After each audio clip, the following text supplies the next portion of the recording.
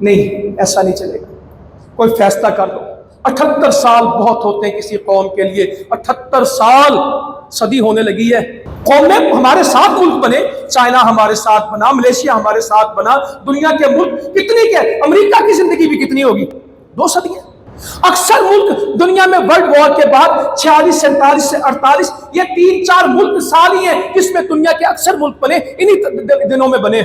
سعودیہ، Dubai کوئی صدیوں پرانی حکومتیں نہیں ہیں، صدی کی حکومتیں نہیں ہیں، صدی ہماری ہونے لگی ہے، مگر نوجوان بھی فرسٹریشن کا شکار، مایوسی کا شکار۔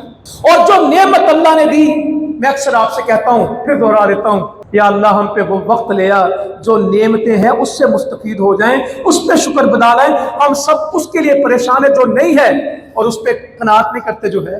یا اللہ ہمیں قناعت عطا فرما، جو ہمارے پاس ہے اس پہ خوش ہو جائیں، سارے اس پہ پریشان ہیں جو نہیں ہے۔ پتہ نہیں کیا ہو جائے گا، 90% چیزیں وہ نہیں ہوتی جو میں سوچ رہا ہوں۔ پتہ نہیں یار پاکستان کا کی بننا، مینوں تو نہیں کوئی حالات چنگے لگتے۔ پتہ نہیں 20 سال سے تو میں سن رہا ہوں بلوچستان گیا، کہیں نہیں جا رہا، انشاءاللہ تعالیٰ آئے گا، ہے اس سے زیادہ مضبوط ہوگا، یہ ساری چیزیں ٹھیک ہو جائیں گی۔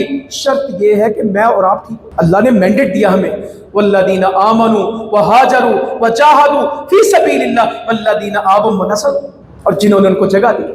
مدینے کے انصار نے مکے والوں کو سنبھالا، پاکستان میں بستے والوں نے مہاجروں کو سنبھالا۔